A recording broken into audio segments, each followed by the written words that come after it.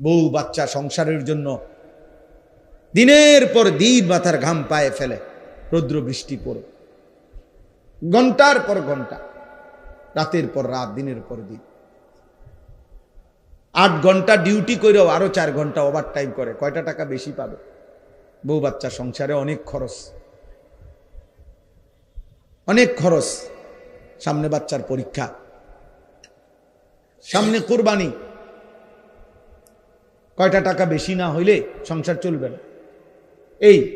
এই যে মানসিকতা, ফলে পুরুষ বেচারা আর ঘুমাইতে পারে না, অপশন নিতে পারে না।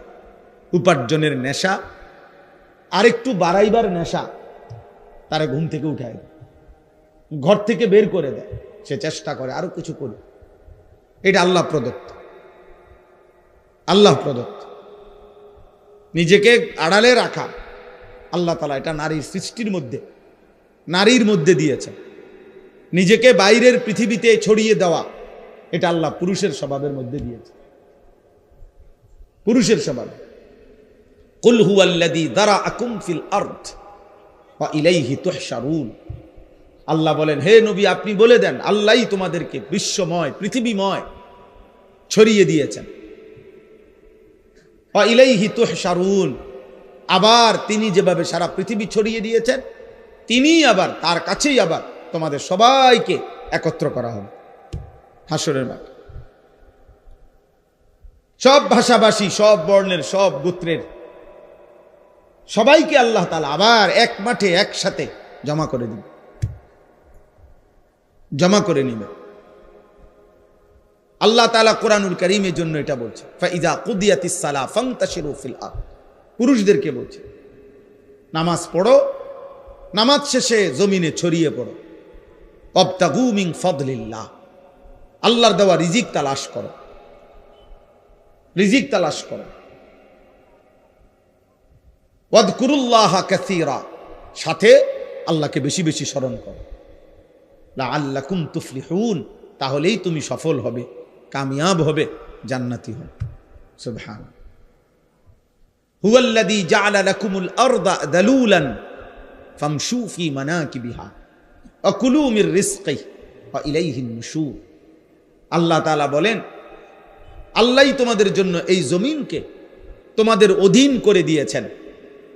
অতঃপর তিনি বলতেছেন, তোমরা তার জমিনের যত্রতত্র যেখানে মন চায় চলো, হাঁটো, ভ্রমণ করো, ঘুরো, উপার্জনের জন্য, কামাই রোজগারের জন্য যেখানে সুবিধা হয় ওইখানে যাও।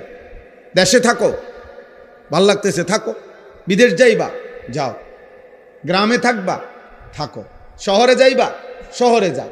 আল্লাহ বলে, সব জমিন আমার, গোটা পৃথিবী আমার। ফামশু ফি মানাকিবিহা, জমিনের রন্ধ্রে রন্ধ্রে, গলিতে গলিতে তুমি ছড়িয়ে পড়ো, হাঁটো, ভ্রমণ করো, যাও। ওয়াকুলু মির রিজকি, এবং যেখানেই থাকো সেখান থেকে রিজিক তালাশ করে, উপার্জন করে আমার দেওয়া রিজিক খাও, কোনো অসুবিধা নাই। শুধু বান্দা মনে রেখো, ওয়া ইলাইহিন নুশুর, যেখানেই থাকো, শহরে কিংবা গ্রামে, দেশে কিংবা প্রবাসে, শুধু মনে রেখো আমি আল্লাহর কাছে ফিরতে হবে। কার কাছে ফিরতে হবে? আল্লাহর কাছে ফিরতে। ওই যে আমার ফারুক ভাই আসছে, যে কত বছর আজকে বিদেশ? 21 বছর। এই হঠাৎ এখন দেখা হয়েছে, এখন এই মাত্র দেখছি, আজকে 21 বছর মদিনা শরীফ।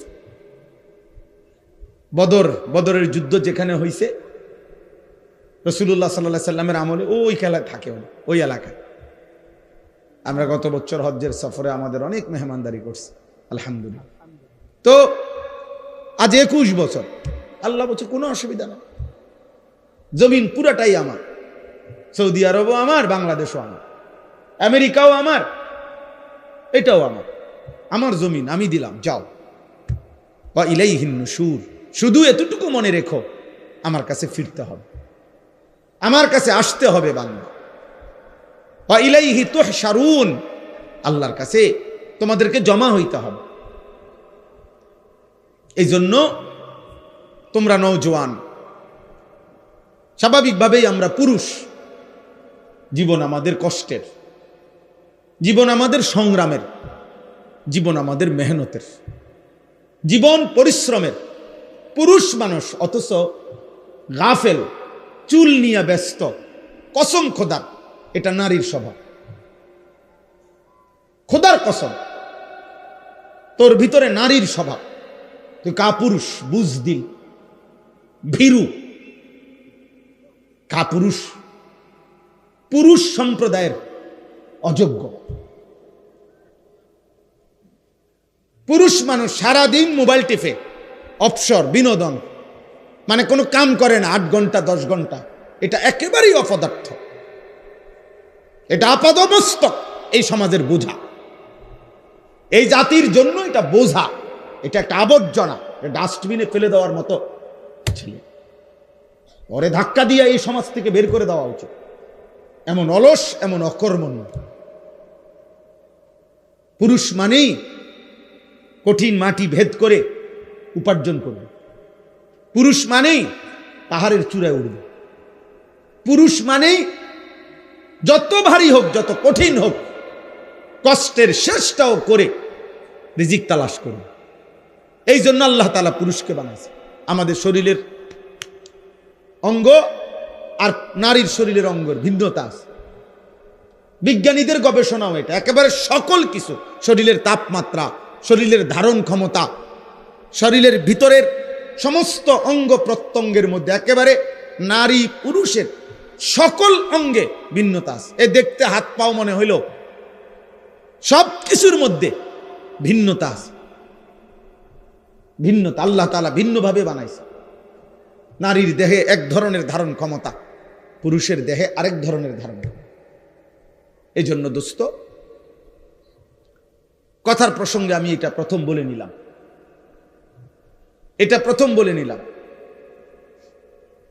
আল্লাহ তাআলা কোরআনুল কারীমের মধ্যে সূরা মুলক, এই সূরার থেকে আমি তেলাওয়াত করেছি, তো ওই সূরারই আয়াত করছি। এটা প্রথম, হুয়াল্লাযী জাআলা লাকুমুল আরদা দালুলান ফামশু ফি মানাকিবিহা ওয়া কুলু মির রিজকিহি ওয়া ইলাইহিন নুশুর।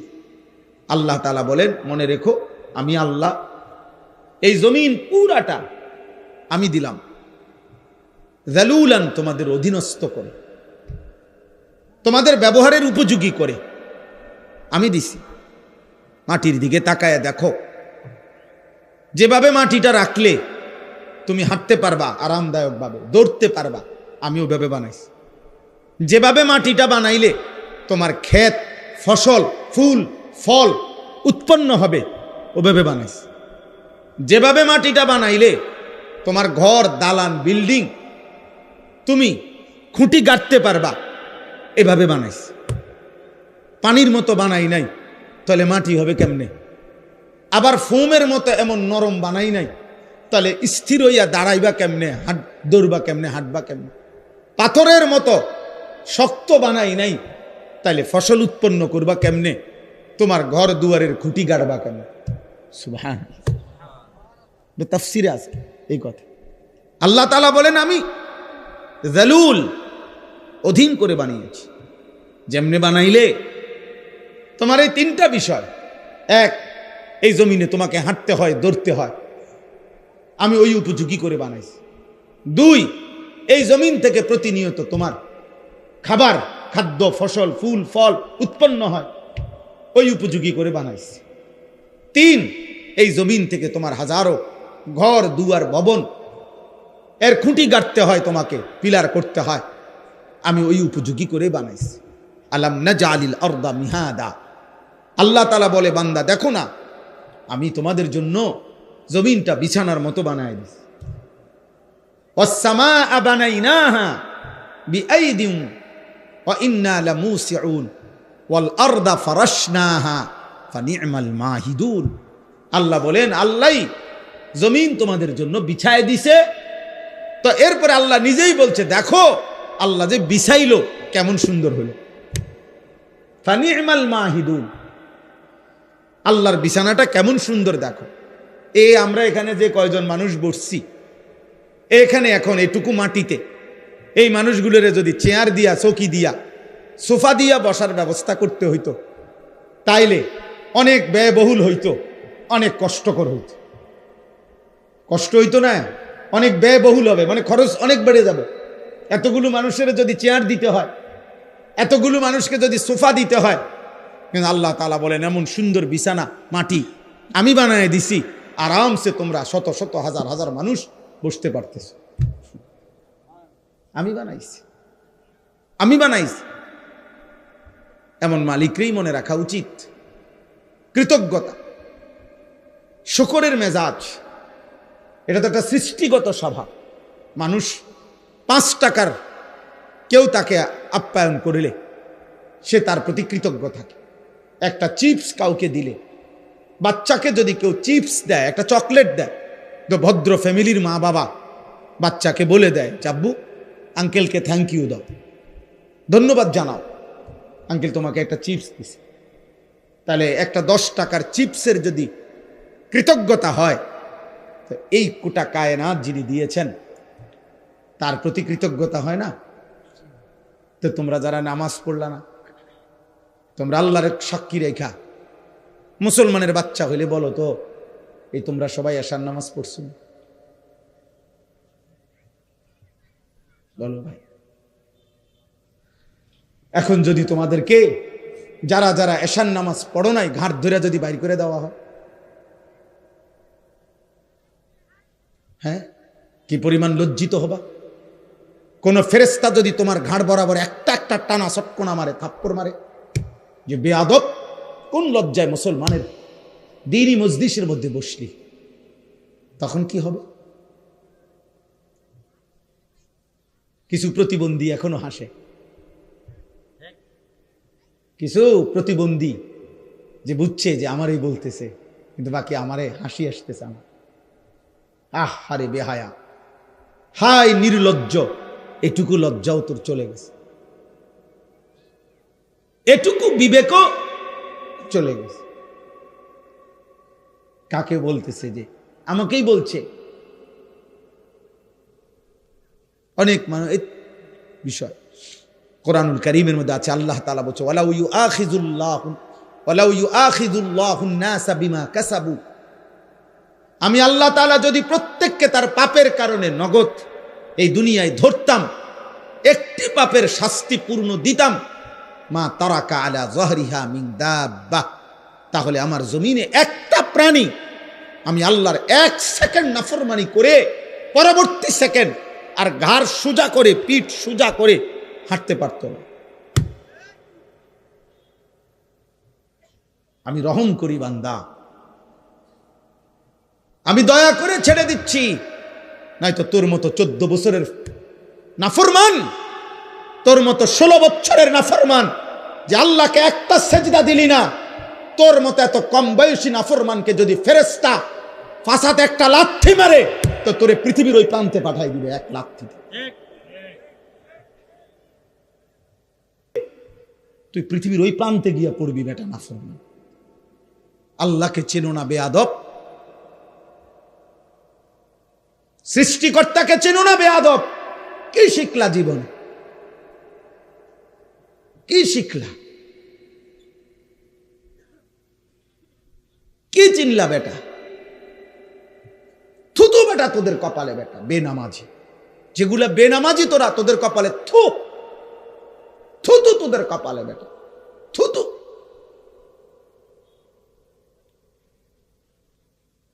আফসোস বেটা, মুসলমানের ঘরে জন্ম নিয়ে বেটা এত বড় নিকৃষ্ট হলি কেমনে বেটা?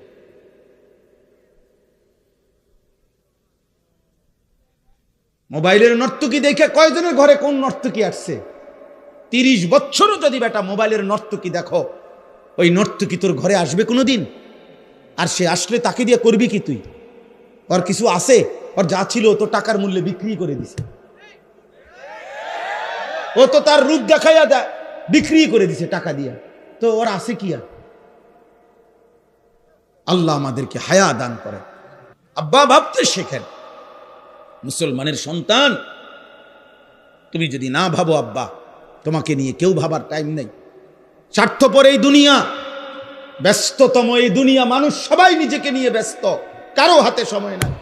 লক্ষ লক্ষ বাবার হাতে টাইম নাই, সন্তানের পিছনে সারাক্ষণ যত্ন নিবে এই টাইম বাপের হাতে নাই।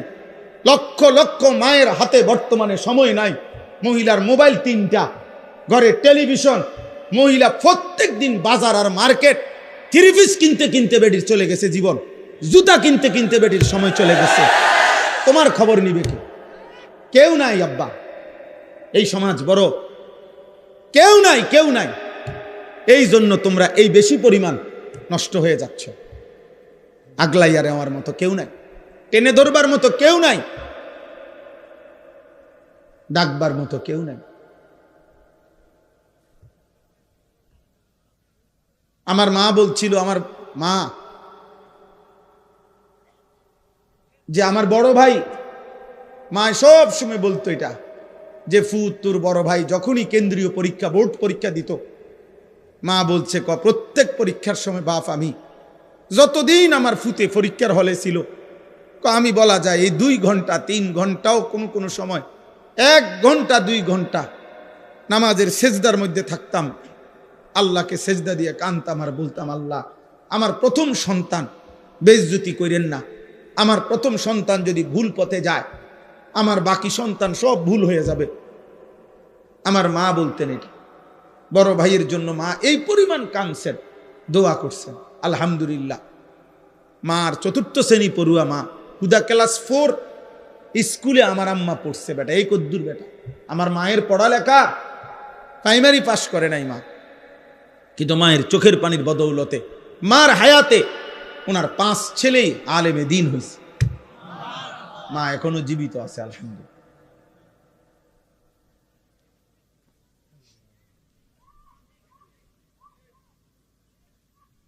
অতএব আল্লাহ তাআলা বলেন, বান্দা ওয়া ইলাইহিন নুশুর, পৃথিবী আমার, জমিন আমার, খাও কোনো মানা নাই, হাজারো আইটেম খাও কোনো সমস্যা নাই বান্দা, উপার্জন করো, রোজগার করো, বাজার করো, ব্যবসা করো, বিদেশ করো, কোনো সমস্যা নাই, ভবন করো, বিল্ডিং করো, কোনো মানা নাই বান্দা। আমি নিষেধ করছি না, সব তো আমি দিলাম, তোমার জন্যই তো দিলাম, তোমাদের জন্যই তো আমি বানাইছি। হুয়াল্লাযী খালাকা লাকুম মা ফিল আরদি জামিআ, আল্লাহ বলেন আল্লাহই তোমাদের জন্য গোটা জমিনের সব সৃষ্টি করেছেন। সাখখারা লাকুম মা ফিস সামাওয়াতি ওয়াল আরদ, আল্লাহ বলে 7 আসমান ও জমিন আমি আল্লাহ তোমাদের অধীনস্থ করে দিয়েছি।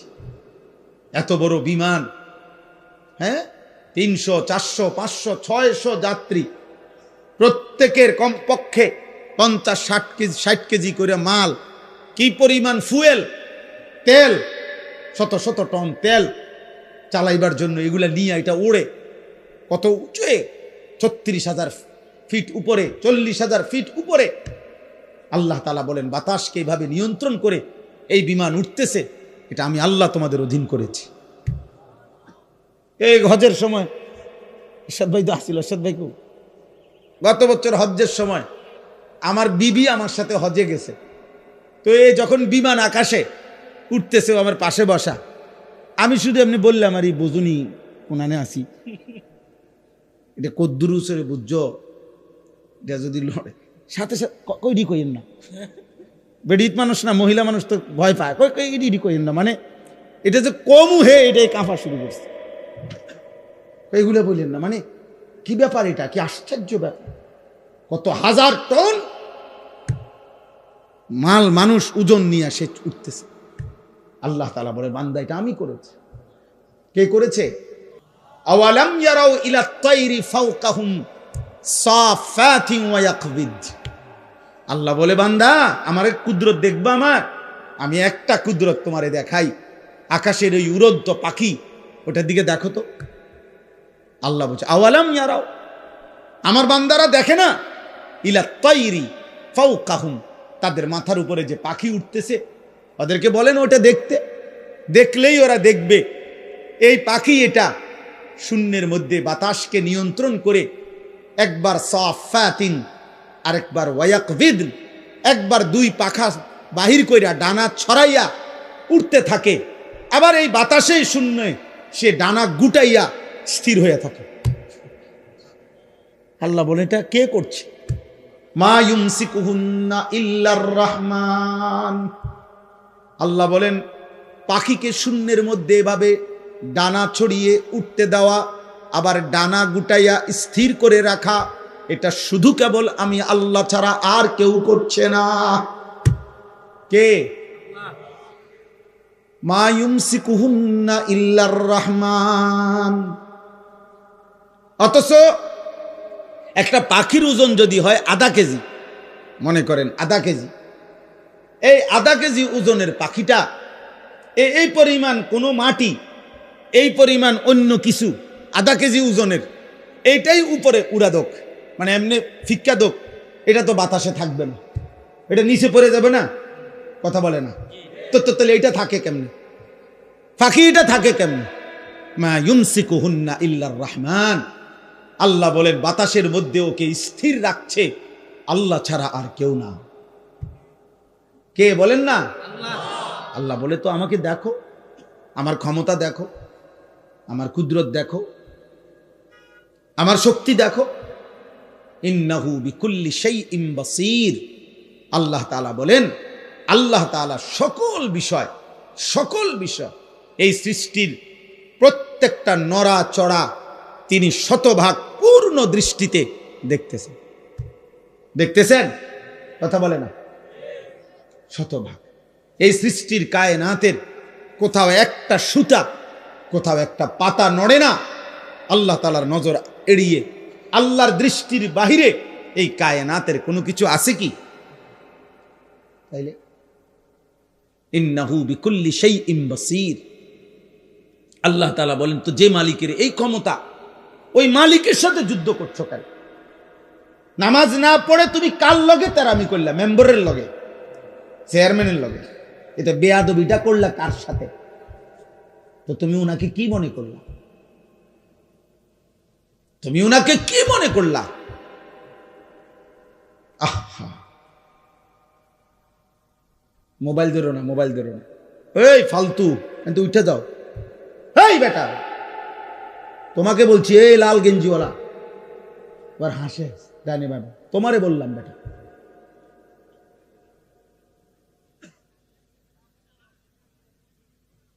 জি, তো আল্লাহ তাআলা বলে, বান্দা এটা বুঝতে শিখো। বান্দা আমার আড়াল থেকে যাইবা কেমনে? আমার নজর থেকে আড়াল হইবা কেমনে? বলেন, কারো ক্ষমতা আছে আমাদের? ওমা তাকুনু ফি শানিন ওমা তাতলু মিনহু মিন কুরআনিন ওয়ালা তা'মালুনা মিন আমালিন ইল্লা কুন্না আলাইকুম শুহুদান ইয তুফিদুনা ফীহি। আল্লাহ বলে, বান্দা তুমি যখন যেখানেই থাকো না কেন, আমি আল্লাহর কোরআন থেকে যেটুকুই পড়ো না কেন, যখন তুমি যেই আমল করো না কেন, আল্লাহ বলে যখনই কিছু করতে থাকো আমি আল্লাহ কিন্তু তোমার সামনেই থাকি। যাই করো বান্দা আমি সামনেই থাকি। গভীর রাতে মোবাইলে অশ্লীল ছবি দেখলে আমি দেখতেই থাকি। রাত গভীরে তাহাজ্জুদের সেজদা দিলে আমি দেখতেই থাকি। মদের আড্ডায়, জুয়ার আড্ডায়, নারীর আড্ডায় যেই নাফরমান রাত কাটায় তাকেও দেখি। সেজদার মধ্যে যেই ইমানদার তাহাজ্জুদের কান্নাকাটি করে আমি তাকেও দেখি। এক নজরেই দেখি, বরাবর দেখি, উভয়কেই আমি দেখি। আলাম ইয়ালাম বিআন্নাল্লাহা ইয়ারা। আল্লাহ বলে, জানে না বান্দা কি জানে না আমি আল্লাহ তাকে দেখি? দেখে কিনা? আয়াহসাবু আল্লাম ইয়ারাহু আহাদ। আল্লাহ বলে, আমার কি বান্দা ভাবে না? সে কি মনে করছে তাকে কেউ দেখে না? বলে না? কোন বুঝে নারী দেখো, কোন বুঝে হারাম ছবি দেখো? চারিদিকে কেন তাকাও? লুকাইবার চেষ্টা করো কার থেকে? মার থেকে, বাবার কাছ থেকে। বাবা যেন না জানে, মা যেন না জানে, পৃথিবীর মানুষ যেন না জানে। জানলে কি হবে? লজ্জা দিবে। কিন্তু আরশে আজিমের মালিক আল্লাহ বলেন, আমি যে দেখছি আমারে কি বলবা?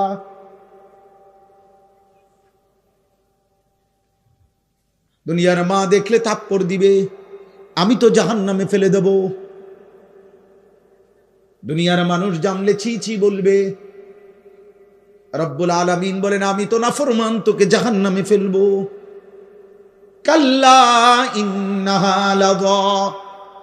নাজ্জাআতাল লিশ-শাওয়া।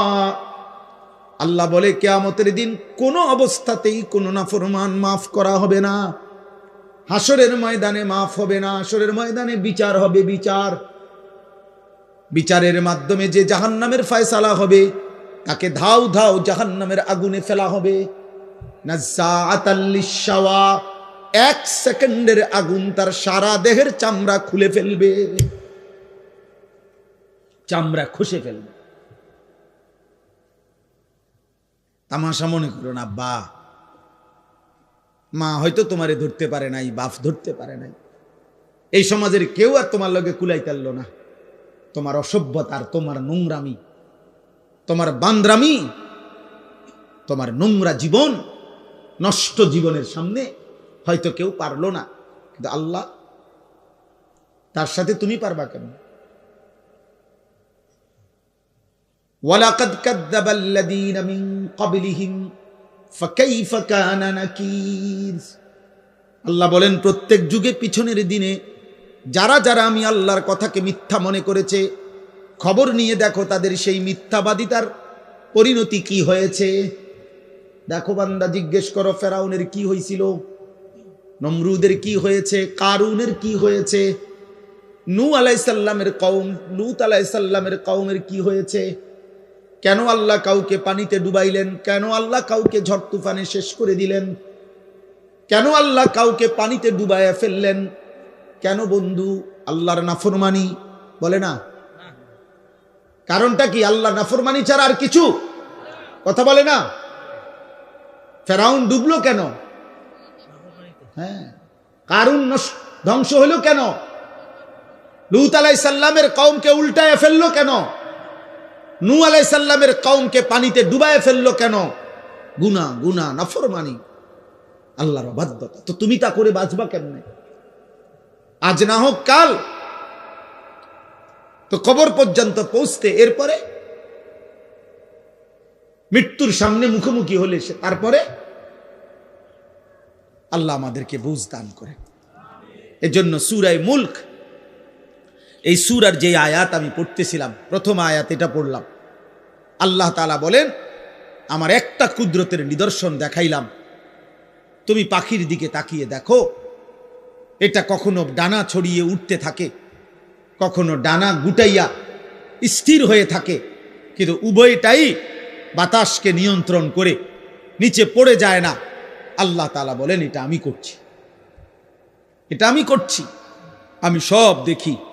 আমার একটা একটা মাখলুক, এই যে ছোট্ট পোকাটা উঠতেছে, আল্লাহ তাআলা বলেন এটা আমার ক্ষমতায় উঠতেছে, আমার আড়ালে নাই। আফ্রিকার গহীন জঙ্গলে যে প্রাণীটা হাঁটে আমি তাও জানি। সাতবক জমিনের নিচে যদি কোনো পিঁপড়া হাঁটে, পিঁপড়ার গতিটাও আমি জানি। সাত আসমানের ঊর্ধ্বে যেই ফেরেশতা হাঁটে আমি তাও জানি, আমার নজরে, আমার চোখের সামনে।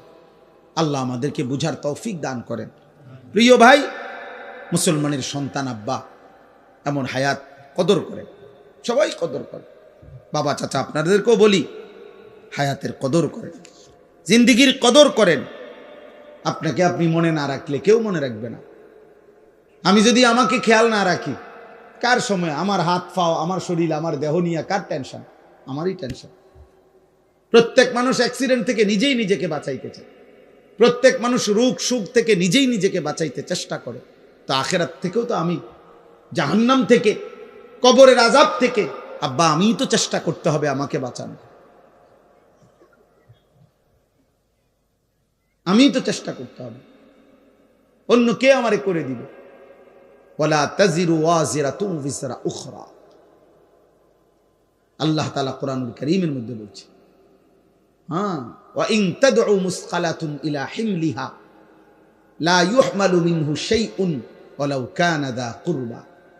কিয়ামতের দিন সবচেয়ে ঘনিষ্ঠ আত্মীয়কেও কেউ যদি কারো পাপের একটু বোঝা বহন করতে বলে, আল্লাহ বলে কেউ কোনো পাপের বোঝা, নিকটাত্মীয়, আপন স্ত্রী, সন্তান, মা বাপ, এরাও কারো পাপের বোঝা এক বিন্দু বহন করতে রাজি হবে না। ওয়ালা ইয়াসআলু হামীমুন হামীমা ইউবাসসারুনাহুম আল্লাহ তাআলা বলেন এই চোখে সরাসরি দেখা সত্ত্বেও ঘনিষ্ঠ